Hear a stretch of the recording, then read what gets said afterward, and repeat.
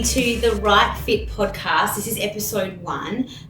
The Right Fit pairs brands with social media superstars and influencers directly. And the woman who created that is sitting at the table today, Taryn Williams.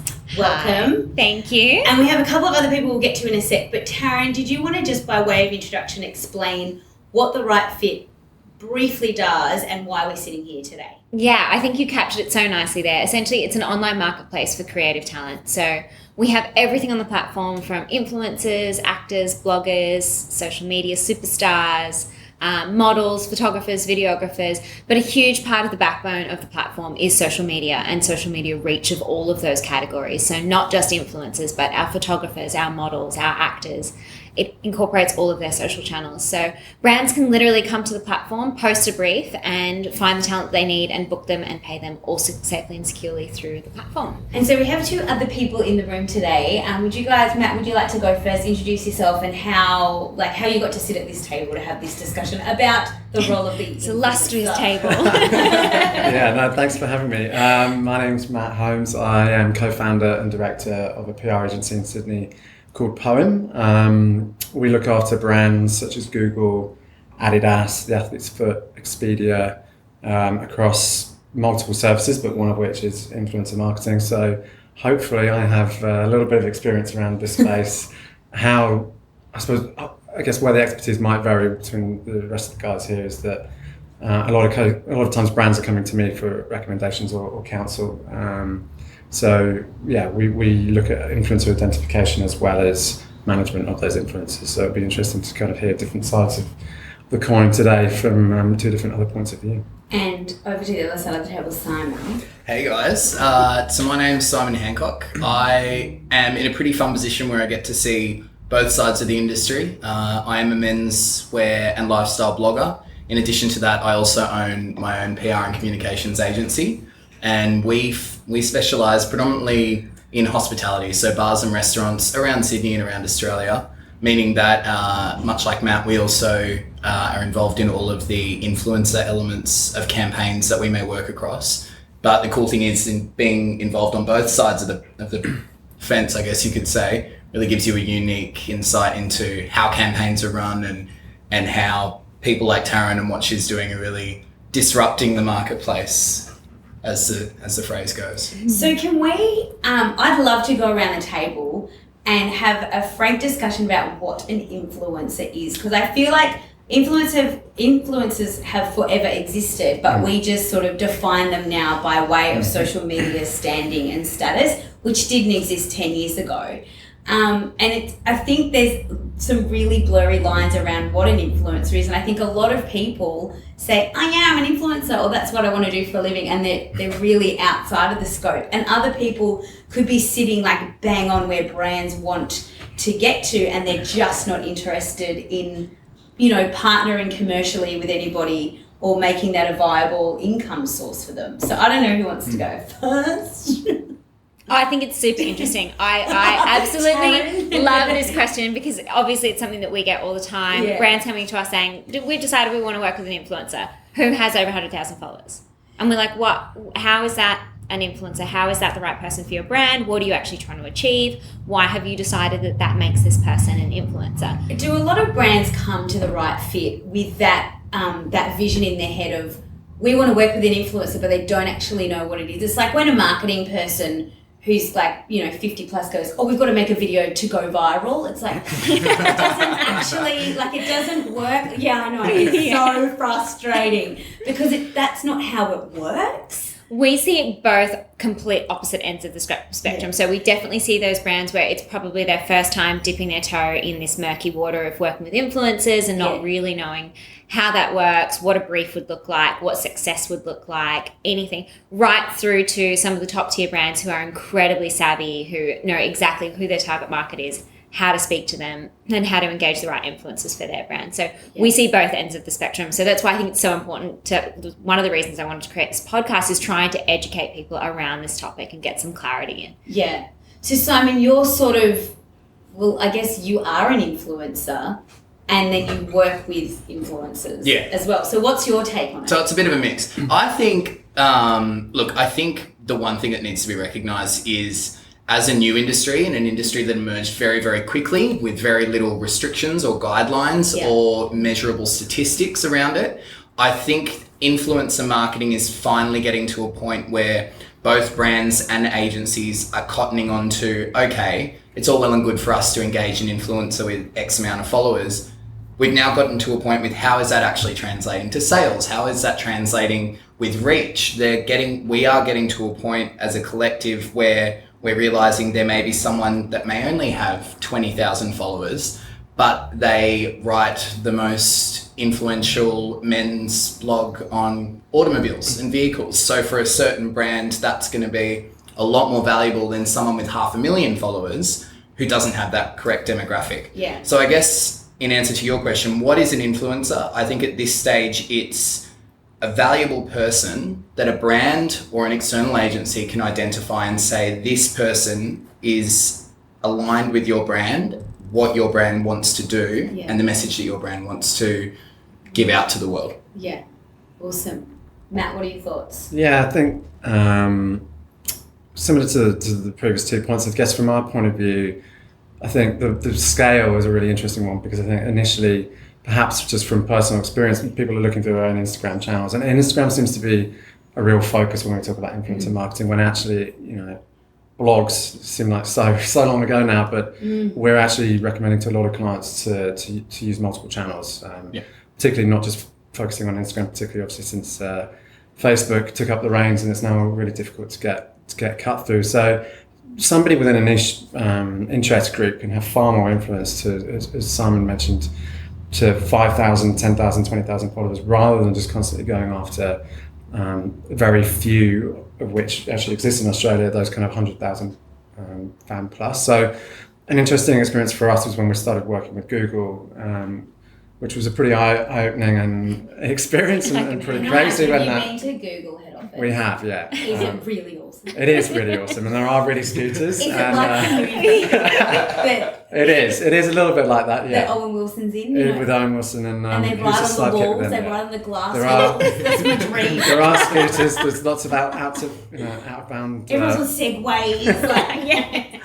And ironically, there's so much fun. There's consoles. There's other areas where you can build computers, and funnily enough, there's more people doing that than there are playing the consoles. But I think that's interesting. The nerd burgers within Google. But one of the first things we did actually for them was they provided us with what they use in the US, which is a model of tiering, and that was based purely on reach. And I think the first exercise that we went through the team in Google Australia about was actually looking more at engagement rather than just numbers.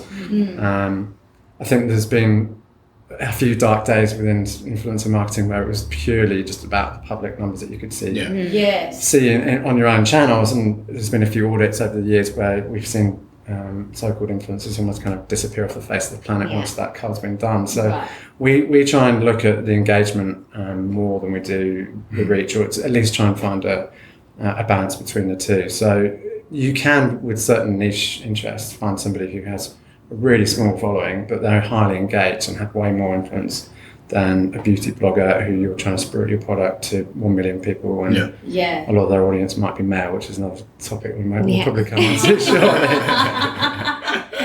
So, okay, it's interesting because it's still so hard to define, I think, what an influencer is, because there's like so many variations and interpretations. So Taryn, when people on, not the brand side, so when people on the influencer social media side come to you, what sort of process do they go through in order to be, I guess, greenlit, to be presented on your platform as an influencer for brands to engage with? Yeah. So we start with a minimum follower count of 5,000 followers across any two channels. So that can be Instagram or Twitter, because they're the only two that we can publicly link into. Unfortunately, Facebook doesn't allow you to pull in friends lists or a public Facebook page. Right. So it can be combined of the two. So we started at a minimum of 5,000 just because that's what's viable for brands to start engaging with. Anything under that is probably not worth them sort of engaging with as an influencer status. Yeah. And then we go through a full screening process. So we check engagement. That's incredibly important to us to make sure that they have not just a broad reach, but a strong engagement. And then we look at what sort of niche they fall into. So we turn down over 60% of applicants to the platform. Wow. We get nearly 250 applicants a day, though. So Wow. it is a That is huge volume. It's someone's full-time really job just insane. going through applications of people that want to Didn't join make the the right list then. Are these, So, 250 applications a day. Yes. And are these, I guess it's probably hard to generalize, but are these people that are going, I want to make a full-time living out of my Instagram account? A lot of the time it's people who have already started monetizing their accounts and they're looking for a safe and secure way to make that a more professional and viable career for themselves. So at the moment they might fall into that. I mean, our top influencer has just over 1 million followers. So anywhere from sort of this 5,000 mark right through to the sort of 1 million follower mark. Yeah. And they're looking for a safe way to monetize it. They either have an agent or don't want to have an agent. Either we are not exclusive, so you can absolutely work with us if you have an agent or a mother agent. Yeah. And they're looking for a way when brands approach them on a social media channel, whether it's Facebook or Instagram or their YouTube channels, to be able to safely direct them somewhere and ensure that they get paid for the work that they do. It covers all the contracts for them, covers all their insurances, and just makes it a much more legitimate process than, I guess, someone hitting you up on Instagram saying, hey, do you want to collaborate with us and do this post? So Yeah. Matt, have you ever been in a situation where you've tried to engage an influencer for a brand and it hasn't worked out? They've said, actually, no, that doesn't align with my, my personal direction or like what I actually want to do, even though they might have over 100,000 followers and it just for whatever reason didn't. Yeah, no, that has happened actually. With the mummy blogger space, I think there was I can't recall the exact detail as to why she was uncomfortable working with the travel brand, but that did happen. I'd rather that happen more often than not. Yeah. Or maybe not more often than not, say. but I'd rather that happen a little bit more often than it does, because I think it shows that there's more integrity with that individual in terms of who they're aligning with. I think it's actually pretty rare. absolutely. And I think that's the role of agents or people coming into this space. I think, as Simon mentioned, it's developed so quickly. There's very little regulation around it, and therefore most people understandably don't understand the commercial elements of what is essentially a small business. Yeah, absolutely. Just to jump in there, I know there are, and I think that trend, well, not even trend, but I think that authenticity is starting to emerge, especially among people who do want to have a credible brand within the industry. For myself, I probably turn down 2 to 3 collaborations per week from brands that approach me either directly or approach me through management, either because it's something I'm not passionate about or it's because it's something that I don't think my audience is going to engage with.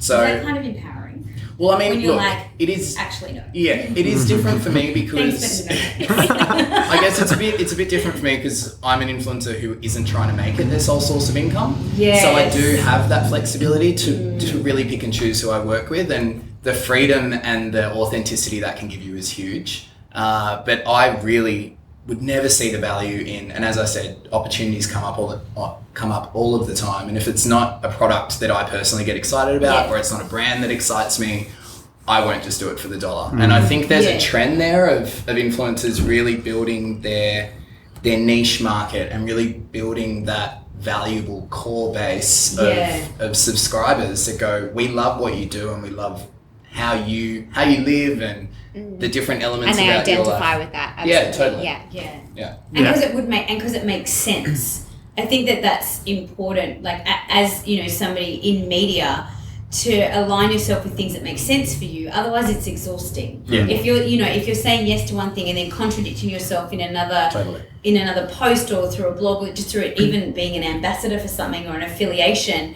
your audience is savvy and they're going to go, but hang on, so you're bullshitting me? Yeah. Like and that's, I think, something that brands probably need to be aware of as well. So how do we think, like we mentioned it a little bit, that this is an industry that it really can't be defined specifically, and there aren't that many parameters around it.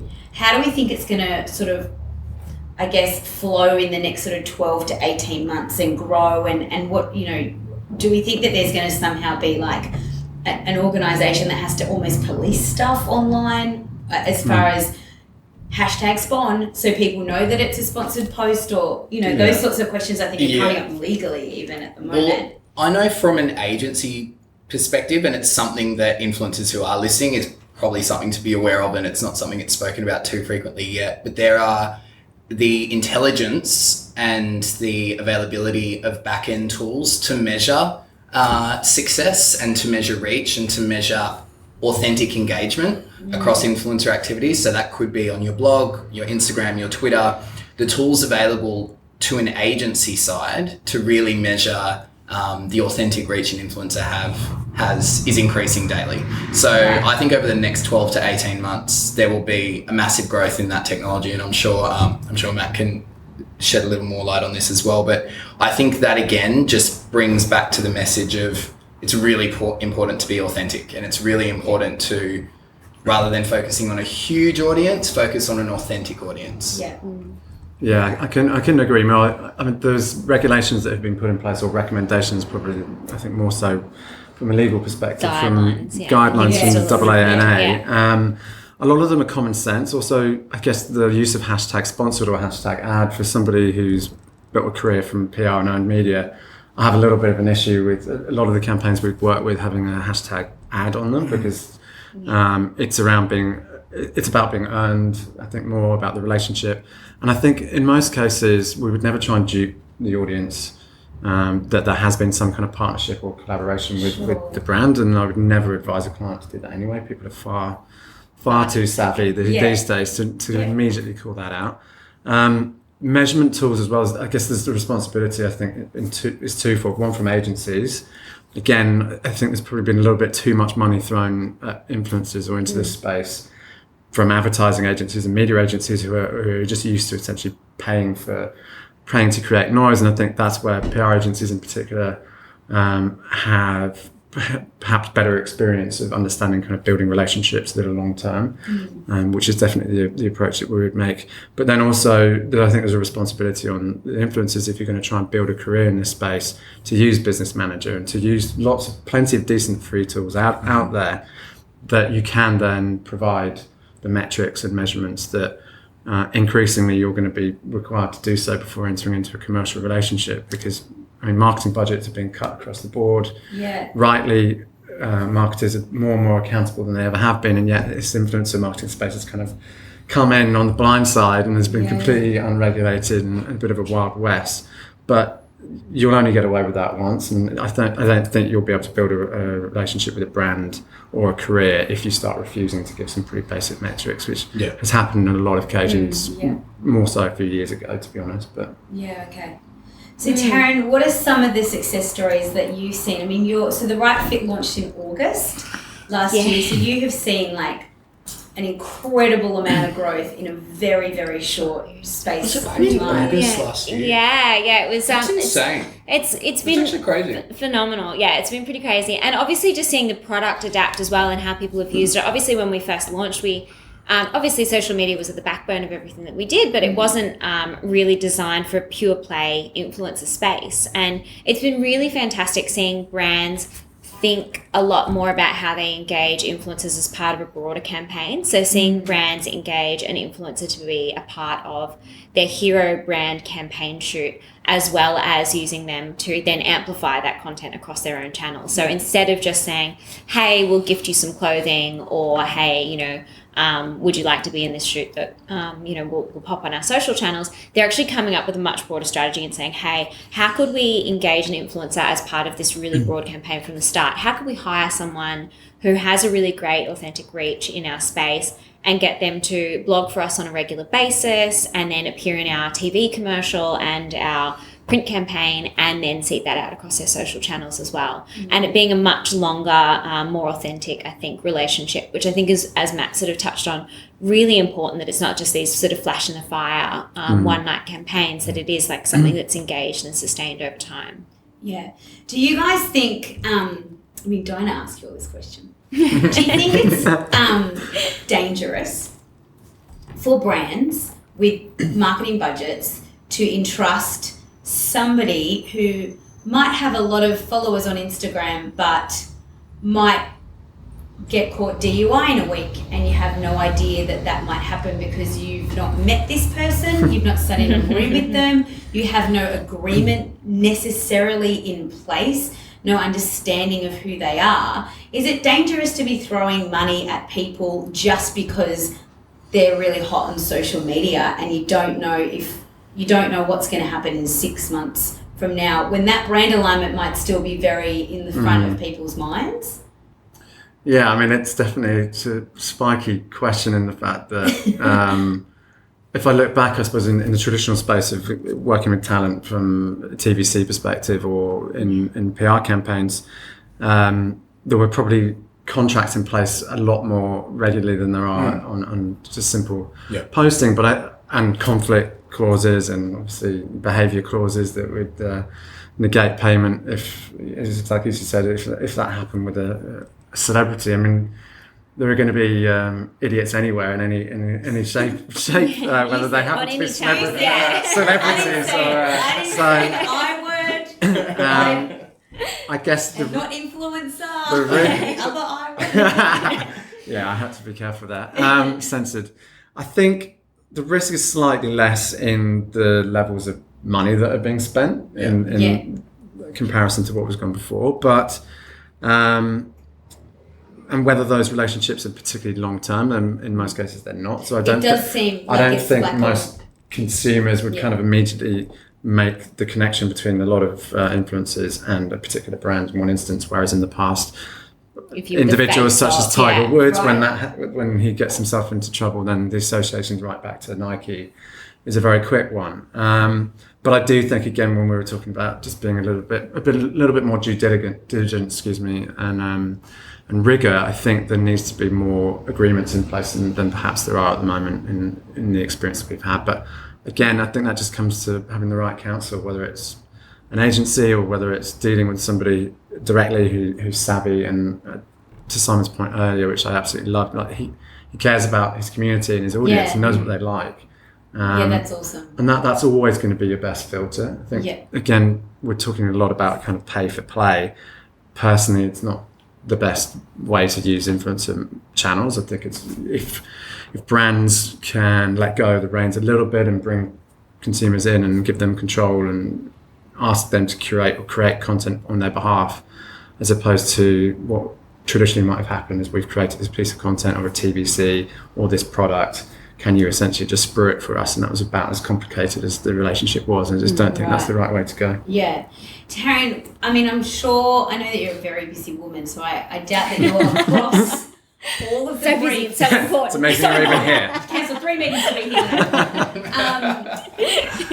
I'm sure that you don't see every brief that comes across the Right Fit platform, but can you give some sort of scope of how much paid activity your brand partners want, as opposed to contra activity and just, product placement or, post for gifting type scenarios? Yeah.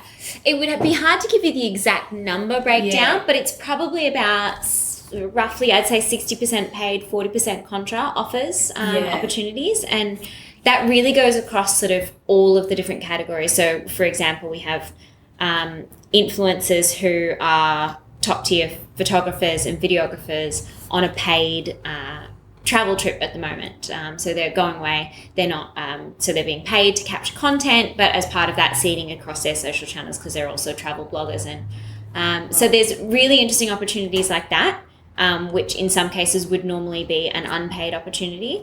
And then there's right through to sort of, gifting products, alcohol brands, gifting stock. For contra opportunities as well. So I think it's a really interesting offering in that it allows all different kinds of influencers to get involved and start working with brands and understanding how a commercial relationship would work, and the processes to go through and understanding their audience and their reach. And exactly as Simon was talking about, starting to figure out what they want to do and how they want to craft their career and what sort of brands that they want to be aligned with, and the ones that we see who are incredibly successful and get the best feedback, because a huge part of the platform is the ratings and reviews process, and that we do see, and I do stalk daily.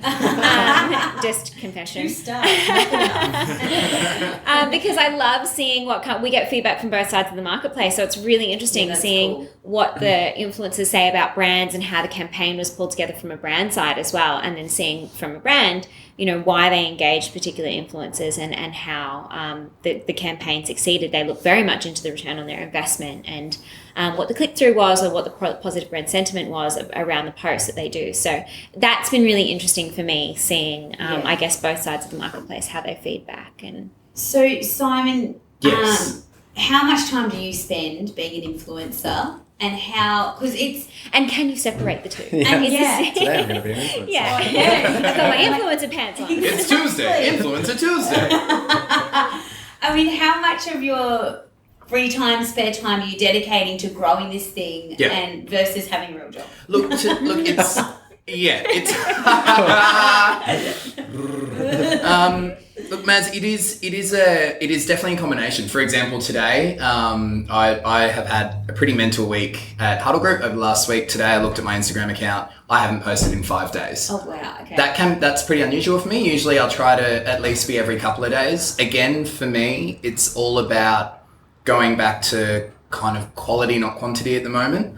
The good thing and what I love about the position that I'm in, and I'm sure plenty of influencers out there in the same position as well, is working in a creative industry like PR and communications and working as an influencer. They go hand in hand. So there have been opportunities that have arisen, collaboration opportunities with Taryn and therightfit, where we've connected clients with her and vice versa. There's been opportunities where I've been engaged as an influencer and then they've become a client in creative work. So for me, it definitely intertwines, and that helps because it is pretty much the same industry. But I'd have to say, to be honest with you, probably 70% real work, 30% influencer. No, you're not doing it well enough. It just comes naturally. That's what you say. Unless it's after 9 p.m. and then it's 100% influencer. Till midnight, baby. 100% under the influence. Okay, before we wrap it up, my final question to you guys, because I'm so certain that there will be a lot of influencers listening to this podcast trying to get some insider tips on how they can engage with a brand better. So Matt, I'll kick it off with you.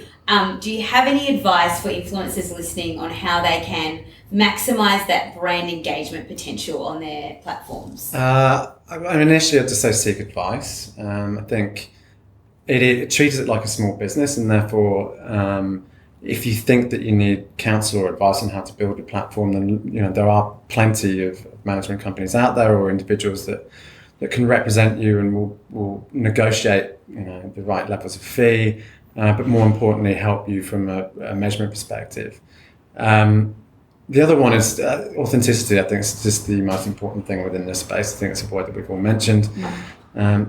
Be clear about what your passion is, and the tools that are out there in terms of how we identify influencers and look at particular categories. If you've got a clear passion for a particular brand, then it's going to come through and come to the light. And that's where a brand advocate is actually far more powerful to a particular brand if you make the right connection than going to a bikini or beauty blogger just for the sake of the fact that they've got 500,000 followers. So be authentic, stick to your passion, know your audience, and don't be afraid to ask questions or look for advice out there, because there's plenty of good and bad advice. So I'd seek have multiple connections and questions.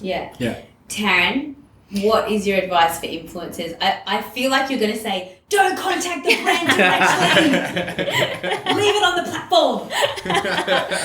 Please, yes. If a brand contacts you through therightfit, this is, it blows my mind. We do have influencers who will Don't go, do it, guys. But Adidas, I thought they might want to hear from me. They don't care about you yet. That's why they posted a brief. No, that's definitely why they posted a brief on therightfit. That's why they would like to hear from you.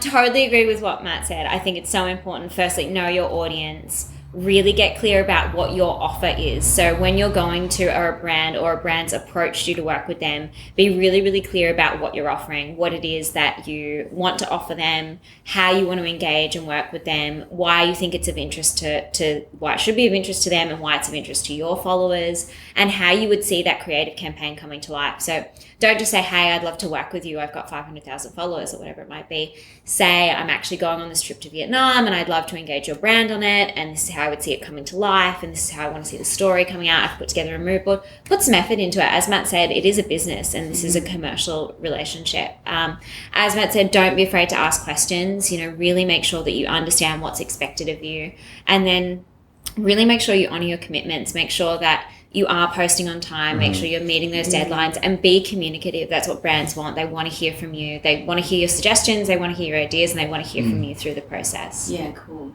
Simon? I struggle with this one because I totally agree with everything that Matt and Taryn said. I was like, what was I going to say? But then I think one piece of advice I could give to influencers, if you are engaged by a brand that you're passionate about, and if it's a brand that you would love to continue to work with, go above and beyond. Every single time I'm engaged by a brand, I will always do an additional Instagram post, a cheeky blog post every now and then, an Insta story. Find unique and creative ways to give even more to that brand than what they've engaged you for, because I guarantee you, from a brand and agency perspective, that is going to keep people coming back to you. People love to see that commitment to creativity and commitment to success. So don't just do what's on that little piece of paper. Go above and beyond, have some fun with it, and remain as authentic as possible. Nice. Well, guys, thanks so much for your time. Thank Thanks you. so much. The Right Fit podcast. I think we did okay. Should we get a selfie? I love it. Oh my I feel like gosh. we should. Yes. Totally.